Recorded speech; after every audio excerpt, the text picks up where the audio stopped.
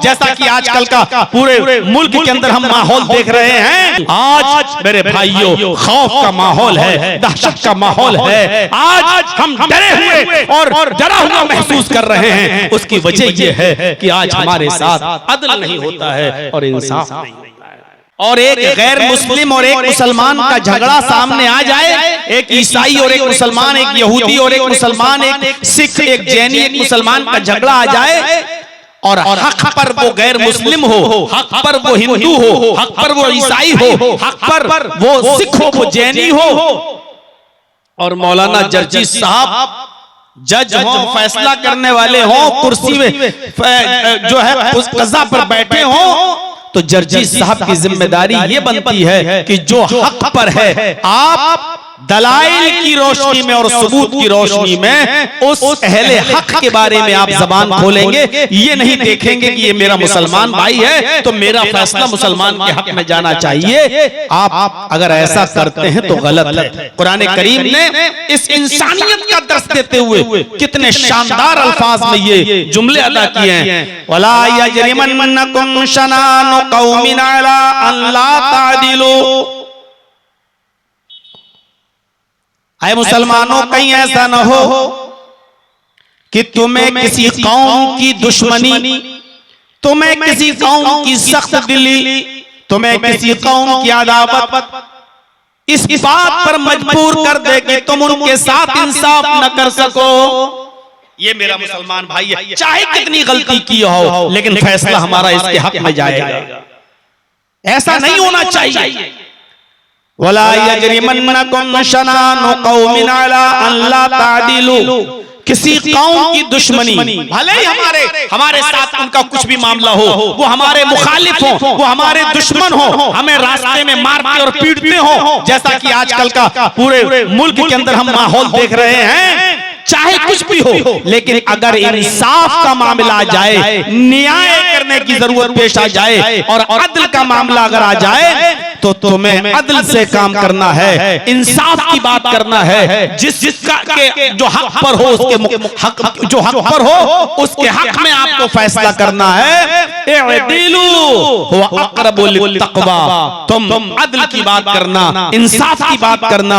अगर गैर मुस्लिम हक पर है तो गैर मुस्लिम के हक में फैसला सुनाना, अगर मुसलमान हक पर है तो उसके हक में फैसला सुनाना। इस्लाम की तारीख में एक जंग हुई थी, गज़वा, जिसका नाम था गज़वा खैबर। और गज़वा खैबर के बाद जब यहूदियों को बस्तियों से निकाला जा रहा था और आपने रुकने के लिए कि चलिए रात गुजारिए, तो रात गुजारने के लिए उनको खुले आसमान के नीचे नहीं सोने दिया, बल्कि आपने कहा कि तुम जाओ और हमारी मस्जिद के दरवाजे खुले हुए हैं गैर मुस्लिमों को रात में ठहराने के लिए कि तुम्हें सुबह सफर करना है, बस्ती छोड़ना है तो जाओ, तुम हमारी मस्जिदों में सो सकते हो। गैर मुस्लिमों के लिए अपनी मस्जिद के दरवाजे खोल दिए और गैर मुस्लिमों ने रात मस्जिद में गुजारी। उन यहूदी नसारा ने सुबह होकर आए और कहने लगे, अल्लाह के नबी मुझे कुछ आपसे अर्ज करनी है। आपने कहा बताओ क्या? कहा अल्लाह के रसूल, गज़वा खैबर में आप और आपके सहाबा फतह पा गए, जीत गए, हमारा बहुत सा माल लूट लिया गया है, गनीमत के तौर पर वो माल आपका और आपके साथियों का हो गया है। हम आपसे वो माल नहीं मांग रहे, जो आपने लूटा वो माल आपका है, आप ले लीजिए। लेकिन जब हमारा माल लूटा गया, हमारे सामान पर कब्जे किए गए, हमारा माल लूटा गया, तो आपके सहाबा ने हमारे माल जो लूटे गए उनमें तौरात के कुछ नुस्खे भी लूट लिए। हमारे साथ जो नुस्खे थे, जो तौरात हम पढ़ते थे, जिसकी हम तिलावत करते थे, आपके सहाबियों ने, आपके साथियों ने हमारे तौरात के नुस्खे भी ले लिए। अय अल्लाह के नबी, हम चाहते हैं कि हमारा सामान तो आप ले लें जो जंग में होता है। अगर हम जीतते तो हम आपका सामान ले लेते, आप जीत गए तो आप हमारा सामान ले लें। ये तो उसूल है। हम आपसे अपना सामान नहीं मांग रहे हैं, लेकिन हम ये चाहते हैं कि हमें तौरात के नुस्खे वापस कर दिए जाएं। अल्लाह के नबी ने फौरन सहाबा को इकट्ठा किया और फरमाया, ऐ सहाबियों, ये जिस मजहबी किताब की तिलावत करते हैं, ये जिस मजहबी किताब को पढ़ते हैं, ये तौरात जिस पर ये ईमान रखते हैं, तुम्हें कोई हक नहीं पहुंचता कि तुम इनकी तौरात पर भी कब्जा कर लो, इनकी धार्मिक पुस्तक को तुम लूट लो, तुम्हें इनकी धार्मिक पुस्तकों को, इनके धार्मिक ग्रंथों को तुम्हें देना पड़ेगा, दो और तुम इनके तौरात के नुस्खे वापस कर दो। जरा गौर करिए, आज के जमाने में कोई इस किताब को आग लगा देता है, कोई उस किताब को जला देता है, कोई कुरान के नुस्खे जलाकर मुसलमानों को तकलीफ पहुंचाना चाहता है, कोई कुछ करके किसी को तकलीफ पहुंचाना चाहता है। जंग पूरी जीत चुके हैं, सामान लूटा जा चुका है, लेकिन यहूदियों के इसरार पर आपने फरमाया कि सहाबियों, इस किताब को उनको वापस कर दो, उनकी तौरात के नुस्खे उनको वापस कर दो। तौरात के नुस्खे उनको वापस कर दिए गए, उन यहूदियों को किताब यानी तौरात वापस कर दी गई है, वापस कर दी गई। तो जो हुकूक थे गैर मुस्लिमों के, उनके साथ आपने कोई ज्यादती नहीं की है, उनके हक को अपनी जगह पर रखा। इसलिए ये नहीं कहा जा सकता कि सिर्फ मुसलमानों को कुरान भाई भाई कह रहा है और गैर मुस्लिमों को भाई भाई नहीं। जिस सरजमीन पर, जिस मुल्क में जितना अदल होगा, नोट कर लीजिए, जितना अदल होगा, जितना इंसाफ होगा, उस मुल्क के अंदर उतना ही अमन और उतनी ही शांति। अदल सबके साथ, न्याय सबके साथ। हजरत अली रजी अल्लाह ताला अन्हु खलीफा हैं, हजरत अली खलीफा हैं, लेकिन उनकी जिरा एक यहूदी के हाथ में है। हजरत अली ने कहा, ऐ यहूदी, ये जिरा मेरी है, तुझे कैसे मिल गई? यहूदी कहता है, ऐ अली, आप झूठ बोल रहे हैं, ये जिरा मेरी है। गौर करो, जर्जी साहब आपके इस देवघर के डीएम हो और मैं ये कहूं कि ये चीज मेरी है, तो आदमी मारे डर के दे देगा, नहीं भी होगी तो लो भाई साहब ले लीजिए। पता नहीं पूरे इलाके की पुलिस कहीं हमारे घर पे ना जाए और 1000 मुकदमे हमारे ऊपर दायर न कर दिए जाएं। हजरत अली खलीफा और कह रहे यहूदी, ये जिरा मेरी है। यहूदी क्या कह रहा है? अली, आप झूठ बोल रहे हैं। अमीरुल मोमिनीन से कह रहा है, खलीफतुल मुस्लिमीन से कह रहा है, आप झूठ बोल रहे हैं, ये जिरा मेरी। हजरत अली ने कहा, कोई बात नहीं, हम कोर्ट से, अदालत से मुकदमा दायर करके ये जिरा ले लेंगे। हजरत अली को भी कोर्ट जाना पड़ा, अदालत जाना पड़ा और उस यहूदी के खिलाफ मुकदमा दायर करना पड़ा। यहूदी अपनी तारीख पर आता है। काजी शुरै ने पूछा, अय अली मुद्दई, आप दावा आपने किया है, आप क्या कहना चाहते हैं? हजरत अली ने कहा, इस यहूदी के पास जो जिरा है वो मेरी है। काजी शुरै ने पूछा, आए यहूदी, तुम अपनी सफाई में क्या कहना चाहते हो? उसने वही जुमले दोहराए। काजी साहब, ये हजरत अली झूठ बोल रहे हैं, मेरे पास ये जिरा कई महीनों से है, ये जिरा मेरी, ये जिरा का मालिक मैं हूं। अब हजरत अली से उसूल देखिए, ज़ाब्ता देखिए। अब हजरत अली से कहा जा रहा है, काजी ने हजरत अली से कहा, अय अली, दावा आपने किया है ये जिरा मेरी है, तो दलील आपको देना पड़ेगी, सबूत आपको देना पड़ेगा। अब आप साबित कीजिए कि ये जिरा आपकी है। आप कह रहे हैं कि मेरी जिरा है, तो आप साबित कीजिए, कोई गवाह पेश कीजिए। हजरत अली ने अपने बेटे को पेश कर दिया, बेटे बताओ ये जिरा किसकी है? और जैसे ही बेटे ने, हसन ने गवाही दी कि ये जिरा मेरे अब्बू की है, काजी शुरै ने टोकते हुए कहा, अय अली, तुम्हें मालूम है शरीयत का कानून, शरीयत ये कहती है कि बाप के हक में उसका बेटा गवाही नहीं दे सकता है। बाप के हक में बेटे की गवाही मानी नहीं जाती।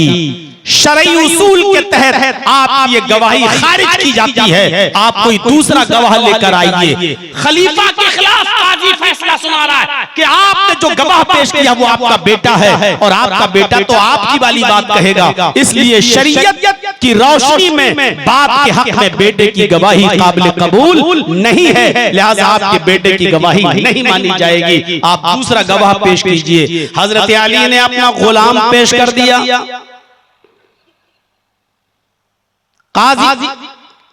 काजी ने कहा, अय अली ये गुलाम भी आपका है, मालिक आप हैं। गुलाम भी वही बोलता है डर की वजह से जो उसका मालिक चाहता है, लिहाजा शरीयत की रोशनी में मालिक के हक में उसका गुलाम भी गवाही नहीं दे सकता। आजकल की कोर्ट और अदालत नहीं थी कि झूठे गवाह तमाम पेश कर दो, हजार रुपए 500 रुपए में गवाह कोर्ट और कचहरियों के बाहर घूमते रहते हैं। हजरत अली चाहते तो ऐसे तमाम मुसलमान उनकी गवाही के हक में आ सकते थे, लेकिन कोई नहीं। हजरत अली ने न तो गवाही कोई झूठी दिलवाई और ना ही अपने बेटे और अपने गुलाम के अलावा कोई और गवाह पेश किया। और काजी शुरह से कहा, काजी साहब बेटे और गुलाम के अलावा मेरे पास और कोई गवाह नहीं है। काजी ने उसी वक्त फैसला यहूदी के हक में सुना दिया, ऐ यहूदी ये जिरा तुम्हारी है, क्योंकि अली अपने दावे की रोशनी में दलील पेश नहीं कर सके, अपनी जिरा के लिए सबूत पेश नहीं कर सके, कोई गवाह ऐसा नहीं ला सके जिसकी गवाही काबिल कबूल हो, लिहाजा इस जिरा के मालिक आप।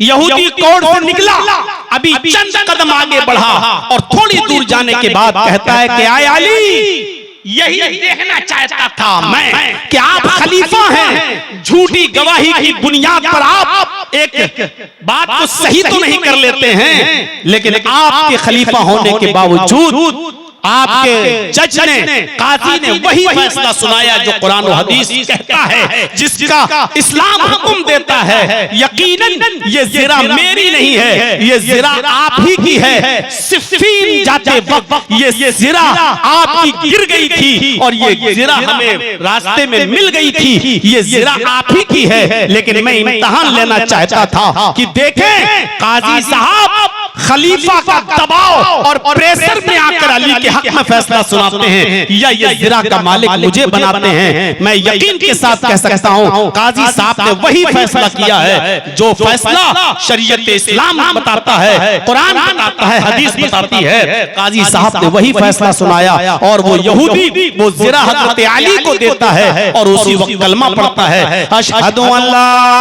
इलाहा इल्लल्लाह व अशहदु अन्ना मुहम्मदन अब्दुहु व रसूलुहु। हजरत अली ने कहा, यहूदी जब तू इस्लाम ला ही चुका है और जब तूने कलमा पढ़ी लिया है तो ये जिरा मैंने तुझे अब हदिये में दे दी, तोहफे में दे दी, अब इस जिरा का मालिक तू है। मेरे भाइयों गौर करो, हमारी हुकूमत थी, हमारी खिलाफत थी, हमारा जमाना था, लेकिन इसके बावजूद अदल मौजूद था, इंसाफ मौजूद था, न्याय मौजूद था, किसी गैर मुस्लिम के ऊपर कोई जुल्म नहीं होता था। अगर लाउड स्पीकर बंद होंगे तो हमारे भी होंगे, आपके भी होंगे। अगर सड़कों पर नमाज बंद होगी तो पूजा भी बंद होनी चाहिए और भंडारे भी बंद होना चाहिए। ये आदल, ये इंसाफ, ये न्याय ये अगर था तो इस्लामी हुकूमत के अंदर था। हजरत अली की हुकूमत, हजरत अली मालिक, हजरत अली खलीफा, हजरत अली चीफ मिनिस्टर, लेकिन इसके बावजूद उस यहूदी के साथ इंसाफ होता है। शरीयत की रोशनी में उसको उस जिरा का मालिक बनाया जाता है और हजरत अली मुकदमा हारते हैं, मुकदमे में डिफीट खाते हैं और उस जिरा का मालिक यहूदी को बनाया जाता है। अदल था तो सबके साथ अदल था, इंसाफ था तो सबके साथ इंसाफ था। मेरे भाइयों यही हजरत अली का गुलाम था कंबर, जिसका नाम था कंबर। एक यहूदी आता है और अपनी गलती का एतराफ करता है, मुझसे ये गलती हो गई। उस गलती की सजा थी 10 कोड़े। नोट कीजिएगा मेरी बात, उस गलती की सजा थी 10 कोड़े। हजरत अली ने अपने गुलाम कंबर से कहा कि इस यहूदी को 10 कोड़े लगाओ, 10 कोड़े लगाओ। यहूदी को कोड़े लगाए जाने लगे, 1 2 3, और जब 10 कोड़े लगे तो कंबर कंफ्यूज हो गए। हजरत अली के गुलाम कंबर कंफ्यूज हो गए कि 10 मारे या 9 मारे, भूल गए गिनती। शरीयत इस्लामिया का अदल देखिए, इंसाफ देखिए। आज बड़े बड़े धर्म के ठेकेदार धर्म के नाम पर धार्मिक चोला पहनकर भी धार्मिक फैसले नहीं कर सकते, न्याय की बात नहीं करते। आज वो लड़ाने की बात करते हैं और झगड़ा करने की बात करते हैं। और अफसोस ये है कि ये धर्म का चोला पहनकर ये सारे काम किए जाते हैं। गौर करो, हजरत अली के गुलाम कंबर ने जब कोड़े मारे तो कोड़े 9 मारे, 10 मारे, कितने मारे? 10 कोड़े लग चुके हैं, लेकिन कंबर कंफ्यूज हो गए, 10 मारे या 9 मारे। अब उनको ये ख्याल था कि पता नहीं 9 है कि 10, तो उन्होंने सोचा कि चलो 9 ही हुए तो एक और मार देते हैं, एक ज्यादा लग गया तो क्या हुआ, वो 9 समझकर एक और मार। अब कितने हो गए? 11, क्योंकि 10 तो मार चुके थे वो। अच्छा, जिसको कोड़े पड़ते हैं ना वो अच्छी तरह जानता है, वो गिनता रहता है।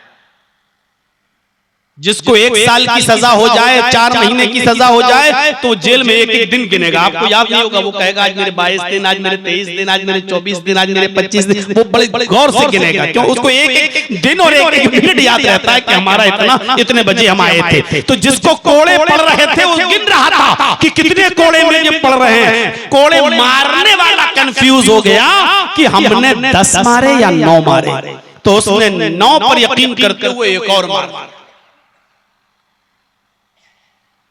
फौरन यहूदी चीखता है और कहता है, अमीरुल मोमिनीन, ऐ अली, आपके गुलाम कंबर ने मुझे 11 कोड़े मारे, 1 कोड़ा मुझे ज्यादा मार दिया। दिखाओ आज के जमाने में ऐसा अदल, दिखाओ आज के जमाने में ऐसा इंसाफ। इसलिए उस जमाने में अमन था, शांति थी और सुकून था, क्योंकि जहां जितना अदल होगा वहां न्याय भी उतना ही ज्यादा, वहां अमन भी उतना ही ज्यादा होगा। शांति भंग कब होती है? जब हमें इंसाफ नहीं मिलता है। खून खराबे की नौबत कब आती है? जब हमें न्याय नहीं मिलता है। माहौल कब खराब होता है? जब हमारे ऊपर जुल्म और सितम के पहाड़ तोड़े जाते हैं और हमारे साथ अदल और इंसाफ नहीं किया जाता, तब माहौल बिगड़ता है। हजरत अली से कहा उस यहूदी ने, अमीरुल मोमिनीन, आपके गुलाम कंबर ने मुझे कोड़ा ज्यादा मार दिया। हजरत अली ने कहा, कंबर इधर आओ।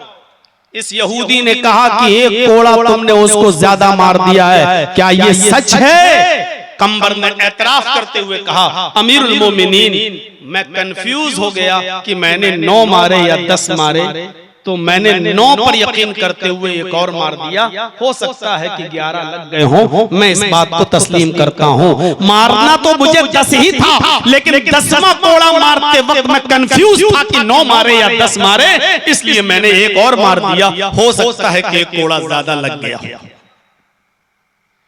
हजरत अली ने कहा, तुम्हें यकीन नहीं है, तुम कह रहे हो सकता है, और यहूदी ये कह रहा है कि यकीन के साथ ये कोड़ा ज्यादा मारा है, लिहाजा इस यहूदी की बात को सच्चा माना जाएगा और अब इस यहूदी के हाथ में कोड़ा दिया जाएगा। आए कंबर, तुम यहां खड़े हो जाओ।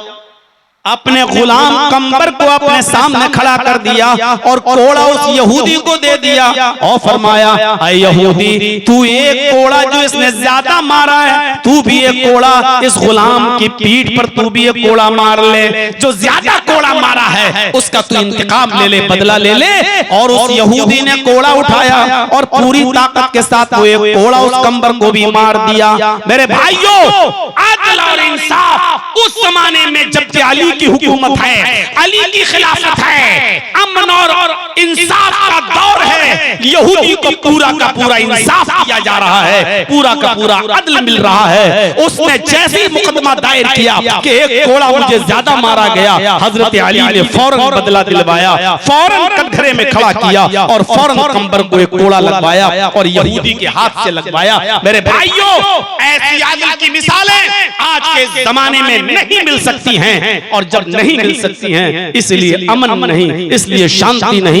आज मेरे भाइयों खौफ का माहौल है, दहशत का माहौल है। आज हम डरे हुए और डरा हुआ महसूस कर रहे हैं। उसकी वजह यह है कि आज हमारे साथ अदल नहीं होता है और इंसाफ नहीं होता है। कुरान करीम ने सबसे बुनियादी चीज ये बताई कि कोई हिंदू हो, ईसाई हो, सिख हो, जैनी हो, कोई भी हो, तुम उसके साथ इंसाफ करना, ज्यादती मत करना, जुल्म मत करना। वला यजरिमन्नकुम शनानु कौमिन अला अल्ला तादिलू, कहीं ऐसा ना हो कि किसी कौम की दुश्मनी तुम्हें इस बात पर मजबूर कर दे कि तुम उसके साथ इंसाफ न करो। और अपना कराबत देखकर, अपनी रिश्तेदारी देखकर, अपनापन देखकर ये मुसलमान है तो मुसलमान को भाव देते हुए उसके साथ, मेरे भाइयों, उसके साथ तुम्हारा पल्ला झुक जाए और तुम इंसाफ उसके साथ करो। नहीं, काजी शुरैह जिनको हजरत अली ने काजी बनाया, वो काजी शुरैह का बेटा यहूदी से किसी बात में झगड़ा कर लिया, एक यहूदी बच्चे से किसी बात पर झगड़ा कर दिया और झगड़ा करके आया और कहने लगा कि अब्बू, अपने बाप से, जज से, काजी से, अब्बू आज मेरा एक यहूदी बच्चे के साथ झगड़ा हो गया है। ये मामला था।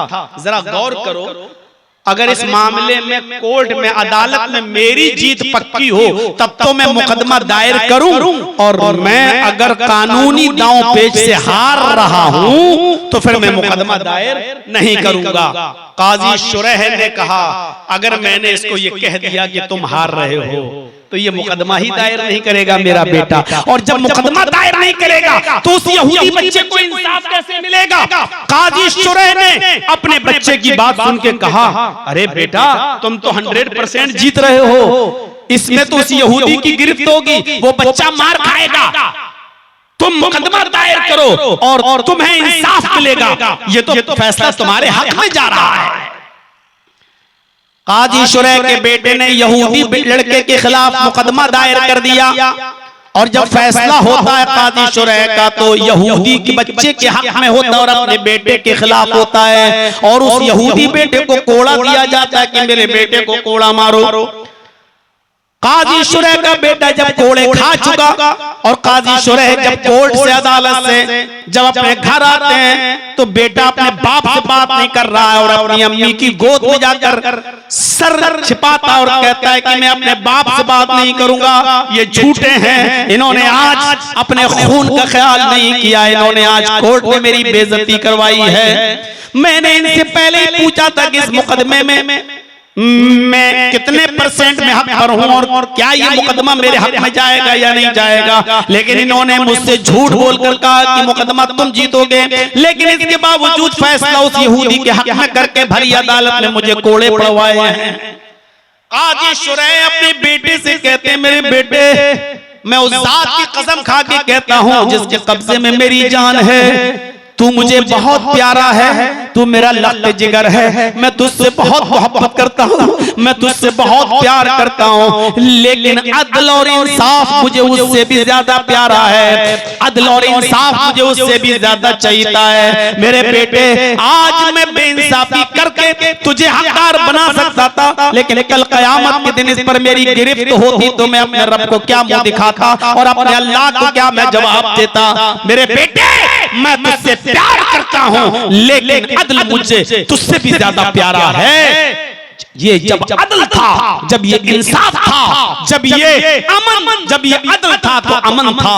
आज अदल नहीं है इसलिए अमन भी नहीं है। आज जब न्याय उठ चुका है और पैसों, कौड़ियों, रिश्वतों और दौलत और खजानों में जब ये अदल और इंसाफ खूंटी की खूंटियों पे टंगा हुआ नजर आता है तो मेरे भाइयों फिर उस मुल्क के अंदर शांति कहां से हो, उस मुल्क के अंदर सुकून कहां से हो, उस बस्ती के अंदर शांति कहां से आए जहां अदल नहीं और इंसाफ।